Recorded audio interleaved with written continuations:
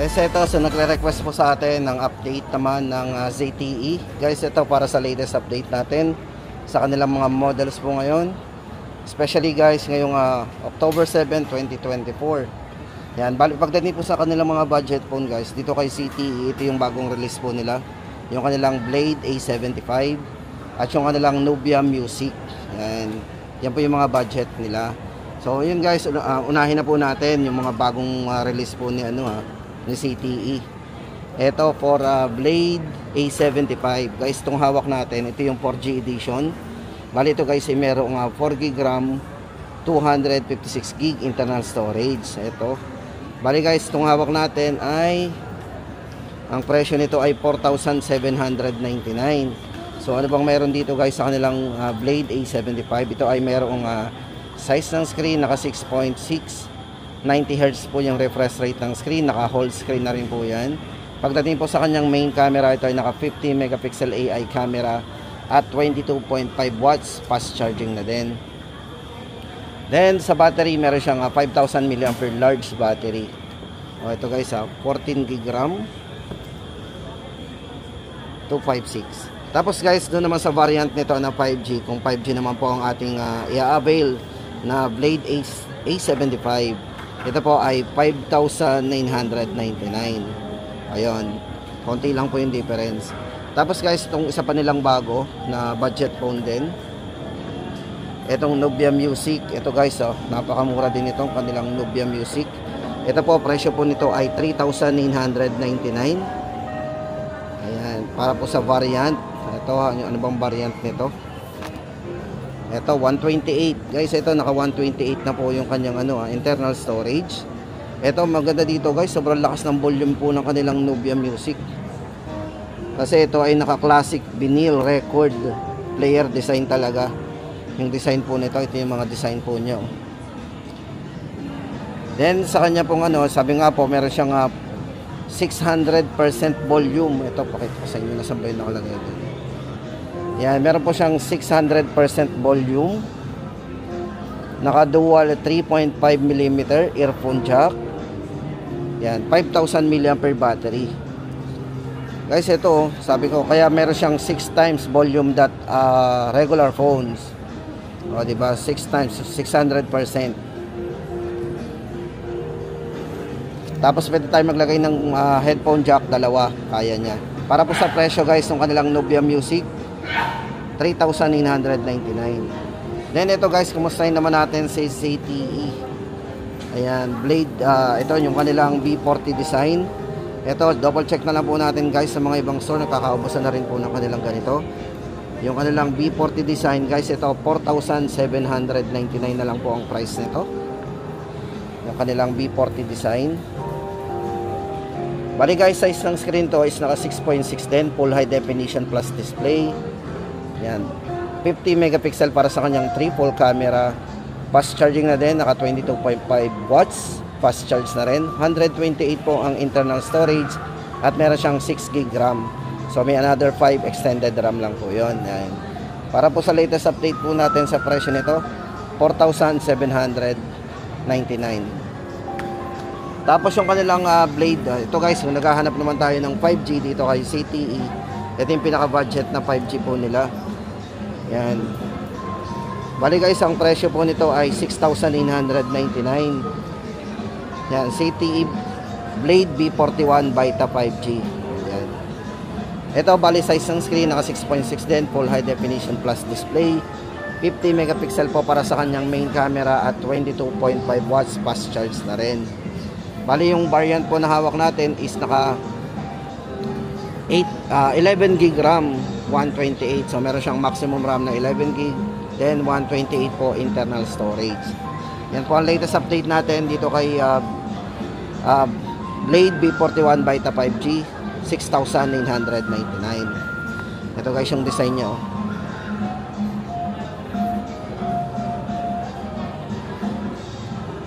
Yan, bali ito ay naka 22.5 watts fast charging na din.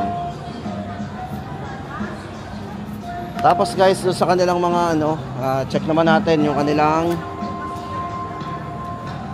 Blade B40S. Ayan. Ito na po yung kanilang ZTE Blade B40S. Ito guys is 6,499.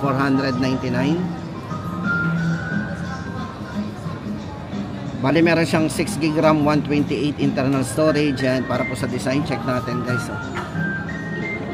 Pero ang alam ko guys, nakakaubusan na rin ng mga to. Double check na rin po natin sa mga store. Yan. Tapos yung kanilang ito naman guys, yung Nubia Z50S Pro. Ito yung pinakamataas po dito yung presyohan nila.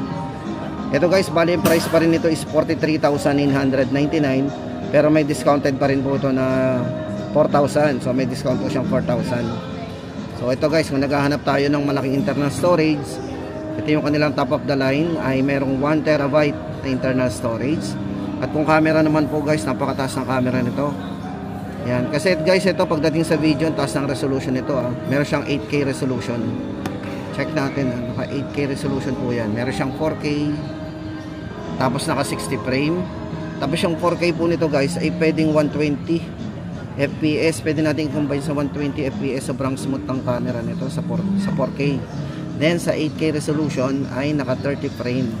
So napakataas naman ng kanyang 8K resolution na naka 30 frame. Ayan guys, para sa kanya nga palang processor. Check natin yung processor nito.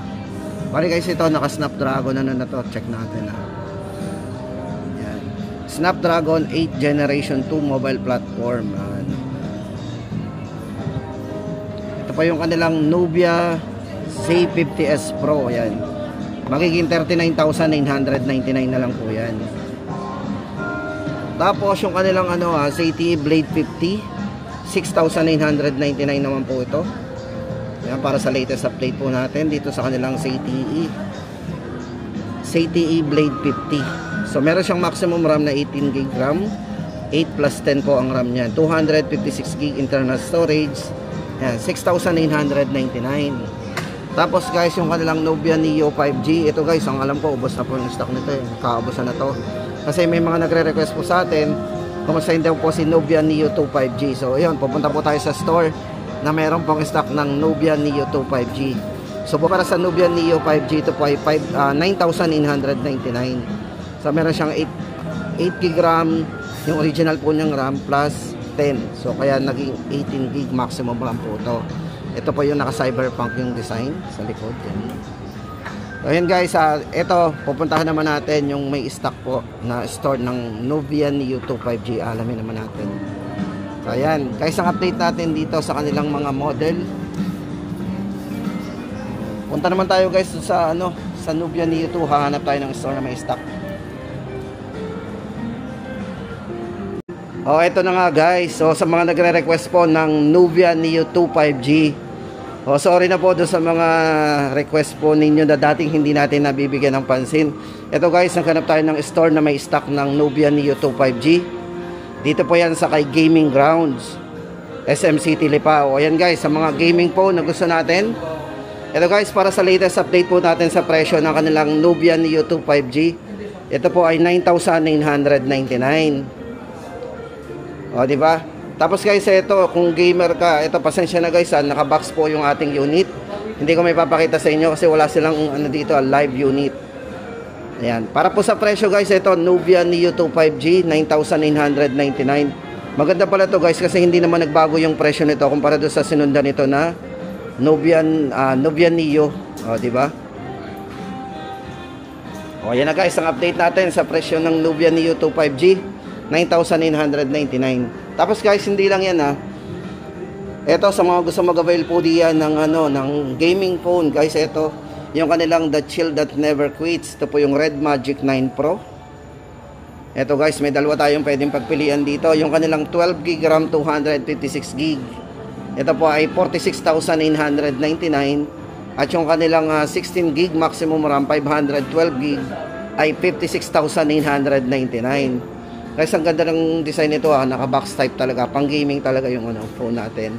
Ito guys, bigyan ko kayo ng specs and parameters itong Red Magic 9 Pro. Guys, ito naka Snapdragon 8 Generation 3. So tama-tama guys, nag-worry pa tayo na mag-iinit yung phone natin. No worry tayo guys kasi ito ay merong ice turning cooling system na. Yan. Then sa battery, napakataas ang battery nito. Meron tong 6,500 mAh battery At sobrang bilis na rin mag-charge kasi naka 80 watts. Di ba? Tapos maganda dito guys, meron siyang no bumps, no camera bumps. Sabihin sa likod po nito guys is flat na flat. Kahit may camera po yan, is flat po yung likod niya. Di ba? Tapos ito, meron siyang up to 16 GB RAM. So yung bezel-less po nung ano nito napakanipis din po ng bezel nito. Ayan. Tapos guys, ito syempre yan. Yan na po yung ating update sa mga baka may naghahanap po sa inyo ng Red Magic 9 Pro. Ulitin po natin ang presyo ng dalawa. 12GB 256, 46,999 at 16GB RAM 512, 56,999. Guys, ito po ay dito lang po yan kay Gaming Ground. So yan, sa mga naghahanap po ng gaming phone. So guys, paki-share na lang ng ating video para makatulong tayo sa mga naghahanap po ng mga ng ganitong mga model, especially dito kay CTE.